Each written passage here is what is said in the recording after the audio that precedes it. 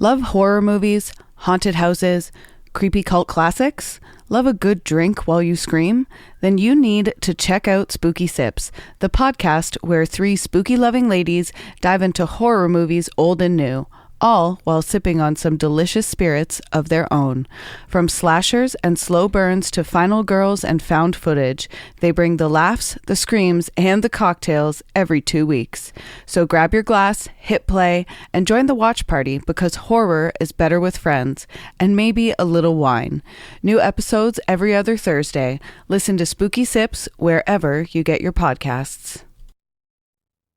Research and recording of Canadian Creepies happens on the shared land and traditional territory of the Haudenosaunee and Anishinaabe peoples, many of whom continue to live and work here today. This territory is covered by the Upper Canada Treaties. A key treaty governing this territory is the Dish with One Spoon Agreement. This treaty between the Anishinaabe, Mississaugas, and Haudenosaunee people binds them to share and protect the land. Subsequent Indigenous nations and peoples, settlers, and all newcomers have been invited into this treaty in the spirit of peace, friendship, and respect. We all share the responsibility of ensuring the dish is never empty, meaning we must take care of the land and the creatures we share it with.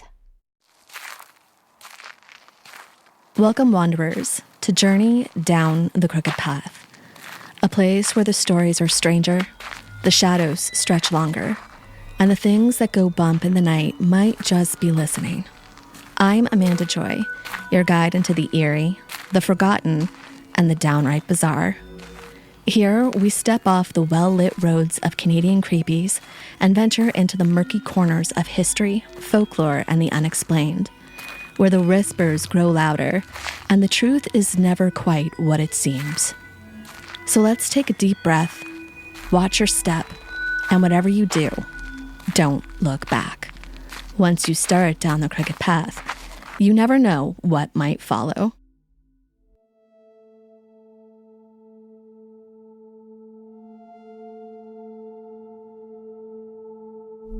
In this series, we have talked about some of the eerie, otherworldly things that might be lurking amongst us in this world. We have talked about poltergeists who target and torment young girls. We have talked about cryptids, unknown creatures with unknown intentions hiding in the dark. Are they friends? Are they foes? We've discussed creatures that lay hidden below the surface of calm waters, waiting to swallow boats and fishermen's whole, giant insects with gaping mouths. But the most dangerous thing that we have ever discussed isn't a ghost. In fact, it isn't something supernatural at all. It's man. There is a grave in Aklavik, all the way in the Mackenzie River Delta, that belongs to a man who spent his life running and became somewhat of a legend after he died. The name on the grave reads Albert Johnson, which was most likely not his real name, and the man would later become known as the Mad Trapper of Rat River. His story is one of the strangest and most dramatic manhunts that Canada has ever dealt with, and even now, no one can confirm who this man actually was. The story unfolded in the Mackenzie River Valley, just below the Arctic Circle, in temperatures that dropped far below zero. Darkness, isolation, and nothing but frozen land for miles. On July 7, 1931, two trappers named William and Edward Snowshoe met a stranger at a camp along Peel River. The man barely spoke to them and he didn't provide a name. He was quiet and sort of kept to himself, so the Snowshoes started to refer to him as Albert Johnson. On July 9th of that year, a stranger walked into Fort McPherson. He bought some supplies, including a canoe, at the Northern Trader store. He barely spoke a word to anyone and kept to himself. Constable Edgar Millen noticed him and thought that for a place that was isolated from the outside world, where social interactions were an important part of survival, it was odd that this man didn't really interact with anyone.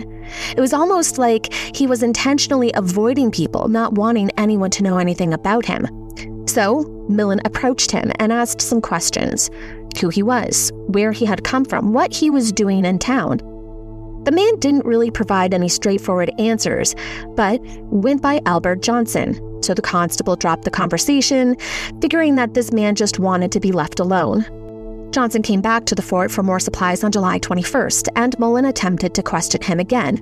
But Johnson once again barely said anything and dodged every question. So Mullen just told him to buy a trapper's license and let him go. After this, Johnson moved to the Rat River area trapping grounds and essentially vanished into the wilderness, where he built himself a small cabin. Trapping was a normal part of life in the region. Actually, people have trapped for food, furs, or both for generations, coming from both Indigenous and European communities. It was a major reason why settlers came north. Rat River is nestled in Canada's Northwest Territories and the Yukon, and was defined by the traditional Gwich'in land that served as a critical hunting and trapping territory for the local Indigenous peoples. During this time, early government game laws began to impose restrictions on traditional harvesting, which led to friction between the northern trappers and the external authorities. As a result, the RCMP detachments made grueling winter patrols across the region using dog teams. The extreme environment claimed the lives of many. A few decades prior, in December of 1911, a patrol was sent out of Fort McPherson, bound for Dawson City, Yukon, to deliver mail. The team consisted of Inspector Francis Fitzgerald, who was an extremely experienced patrolier, Constable Richard O'Hara Taylor, Constable George Francis Kinney, and Special Constable Sam Carter.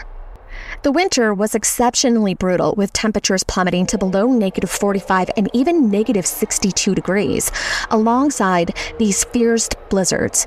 The team had hired a local Gwich'in guide named George to help navigate the challenging Richardson Mountains. However, once they cleared the mountains, Fitzgerald dismissed him, believing that with his experience, they could make the rest of the journey independently. However, he lost the trail in the blinding snow and spent weeks wandering the wrong frozen river tributaries. The team only had packed 30 days' worth of supplies and food, and soon the men had no choice but to kill and eat their 15 dogs, one by one, for basic sustenance. Fitzgerald's final diary entry was dated February 5th of 1911. When the patrol never arrived by mid-February, a relief expedition led by Corporal William Dempster, who was dispatched from the Yukon, his team discovered the bodies of all 4 men just 20 miles from their home base at Fort McPherson. Kinney and Taylor had died together at an open camp, and the bodies of Fitzgerald and Carter were found a short distance away. This just emphasizes how dangerous the living conditions were in this area. It's truly survival of the fittest here. On Christmas Day of 1931, a trapper named William Nearso walked to the RCMP post at Sigachik and said that Albert Johnson had been messing with his trap lines. There had been other First Nation trappers in the Arctic Red River post that also reported that they believed Johnson was tampering with their lines as well. So Constable Alfred King and Special Constable Joe Bernard traveled to Johnson's cabin to question him about the trapline complaints, but Johnson wouldn't answer the door. He wouldn't speak to them, and even went as far to not even acknowledge either of them. With no cooperation and no legal way to search the cabin, King went back to Aklavik, roughly 128 kilometers, to get a search warrant. On December 31st, King and Bernard returned to the cabin with said search warrant and brought with them a few more men. This team consisted of Special Constable Lazarus Sidachinley and 4 additional RCMP officers.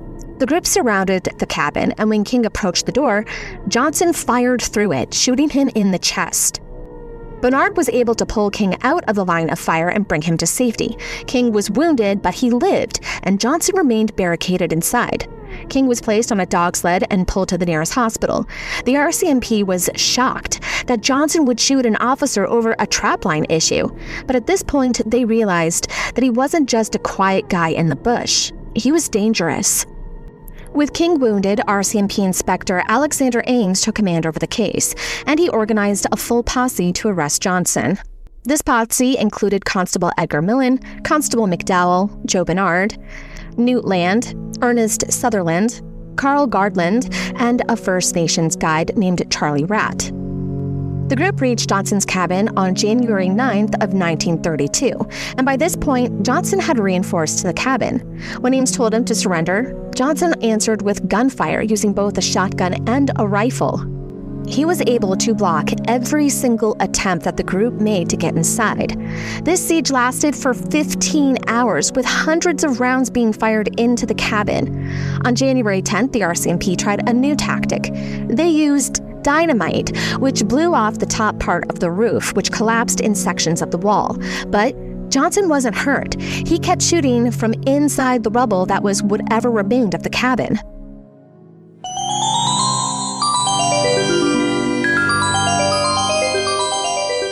You. Yeah, you. Still haunting the same old fast fashion? Time to dig up something better with Back from the Dead Goods, a Canadian small business where forgotten threads get a second life and sustainability meets spooky. This isn't just upcycled clothing, it's resurrected fashion with an eerie edge. Handpicked, reworked, and revived, every piece is as unique as a ghost story whispered at midnight. And because you're a part of the Canadian Creepies family, you get an exclusive deal. Use code Canadian Creepies at checkout for 10% off. Find them lurking on Instagram, Etsy, and Poshmark. Links are in the episode description. Give your wardrobe a second chance at life, if you dare. Looking for your next obsession? The Creators Collective Podcasts is your gateway to the dark, the chilling, and the downright fascinating. We're a community of independent podcasts with one goal: to share the best in true crime, paranormal tales, folklore, and unexplained mysteries. Whether you crave cold cases that won't stay closed, haunted histories that refuse to be forgotten, or stories that make you sleep with the lights on, there's a show waiting for you in the collective. And when you join us, you're not just listening to one podcast. You're stepping into a world of creators who love this stuff as much as you do.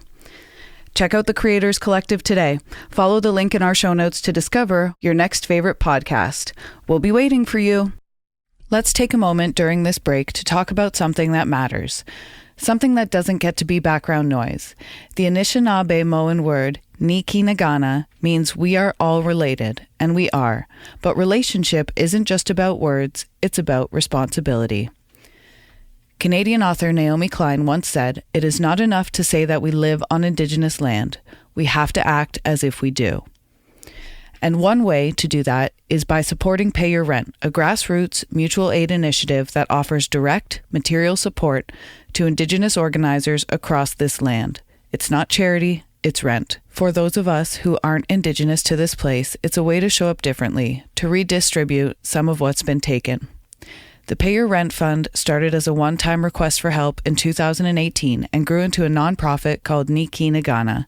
Your monthly or one-time donation can help provide food, hygiene supplies, housing support, and resources for Indigenous-led resistance and community care. So if you've ever said, "We're all related," ask yourself, are you being a good relative? Visit payyourrent.ca and find out more about how you can be part of something better. Now, back to this case.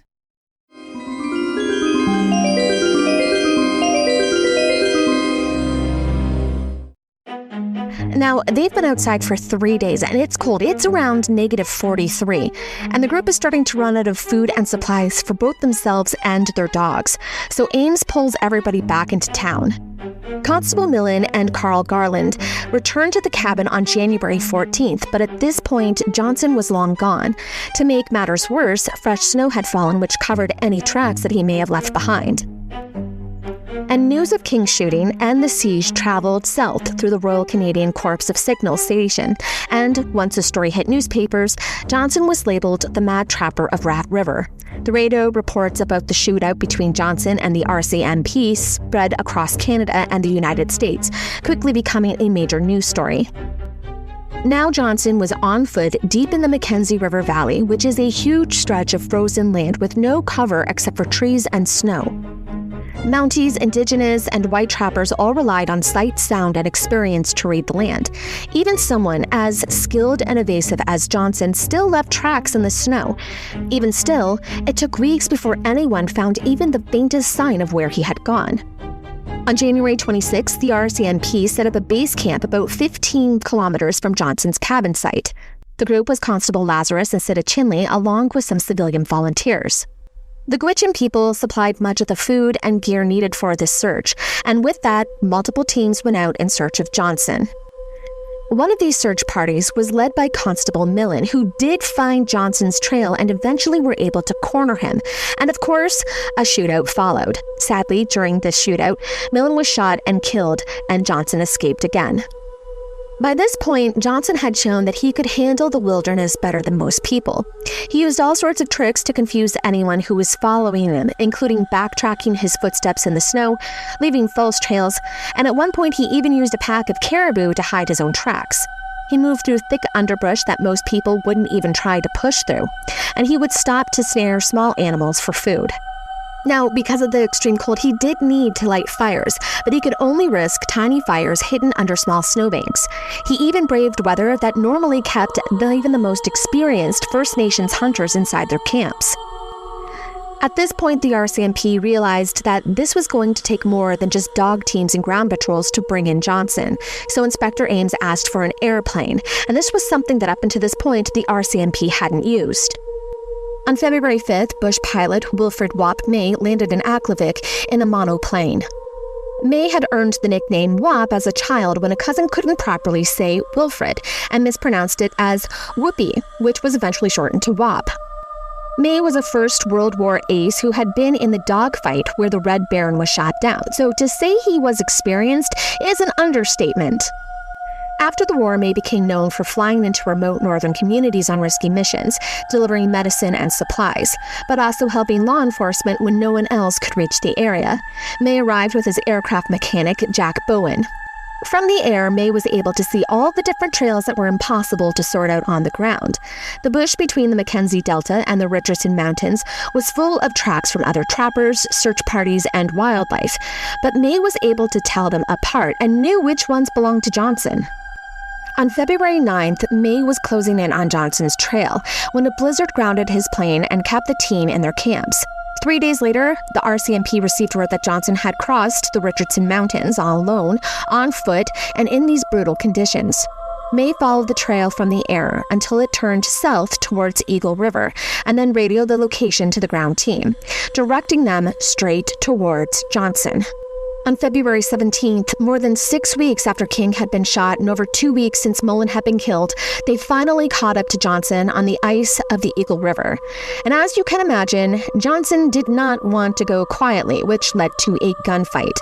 Johnson seriously wounded another Mountie, Staff Sergeant Hershey, before he was eventually shot and killed by Special Constable John Moses, while May hovered overhead watching the firefight from his plane.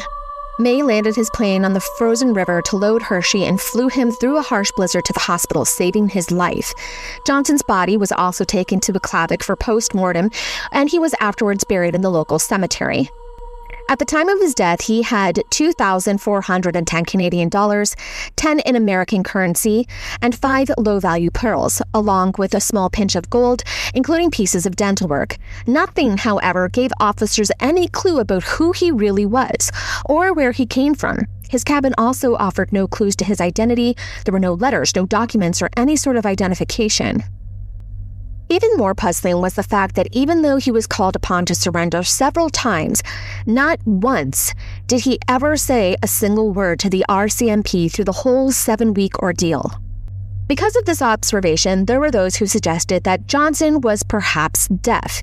This would explain why he would never respond to verbal commands or communicate when surrounded, or even during the final confrontation. I mean, they blew the roof off of his cabin. I personally would have some words to say about it, but this man didn't utter a single syllable. However, at the same time, it was reported that he did react to planes, gunfire, and dogs, and he reacted when the officers first approached his cabin, which does suggest that he heard them arrive.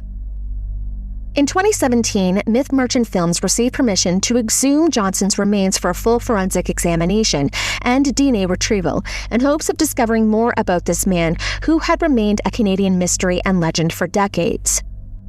Through this exam, they determined that he was between 30 and 40 years old when he died, via a shot through his lower back. His dental work was also very advanced and expensive for the time, suggesting he came from a place of wealth and money. Even more wild, it was noted that he had scoliosis, which is a severe curvature of the spine. It can heavily disrupt a person's equilibrium and gait, which also drastically increases the physical energy required to move. Which means his skeletal structure was severely compromised. And remember, This guy survived through the detonation of 4 sticks of dynamite on his roof. He scaled ice walls. He trekked over 240 kilometers, and he was able to physically out-hike most experienced Indigenous scouts and trained Mounties who possessed normal physical health. The oxygen isotope testing suggested that he had spent his youth in the American Midwest, and DNA comparisons were made with more than 24 families, some of which had strong circumstantial links, but no confirmed close relatives were identified. Then, in 2019, his remains were once again exhumed for the documentary Hunt of the Mad Trapper, and this time the DNA test results suggested that he was either American or Scandinavian. While this, again, didn't give any answers as to who he was, it did rule out some of the long-standing theories about him. One of which was that he was Arthur Nelson, an American fugitive who went missing in the early 20th century, and his disappearance happened to line up just enough with the Mad Trapper timeline that people connected some dots and thought that perhaps they were one in the same. Arthur was a trapper and a prospector who was also very quiet, kept himself, and was skilled in the bush. He was also very hard to track, which did add up with what was known about the Mad Trapper. Nelson was wanted in the U.S. for various offenses, most of them involving theft and fraud, but he vanished before authorities could arrest him. With rumors that he had fled into Canada, this theory was made by Dick North, an author. However, DNA testing ruled this out. Because he was so remarkable at moving through the land with a level of skill that impressed even the Gwich'in, there were some theories that he was maybe from an Indigenous community. However, DNA testing also ruled out this theory as well. What DNA testing did reveal was that he was linked to Swedish ancestry, specifically the families connected to Gustav Magnuson and Britta Sivendotter, who lived in Samland, a region in southern Sweden. These individuals, though, are not directly related to Albert Johnson. They never left Sweden, and they never even came to North America. Even with this, no one knows what his name actually was, or why he came to North America. There was no other past that anyone could connect him to. Albert Johnson lived in silence, and he left in silence. He was a man with no past, no words, and no explanation. A mystery carried by snow, by radio waves, and by the people who still tell his story to this day.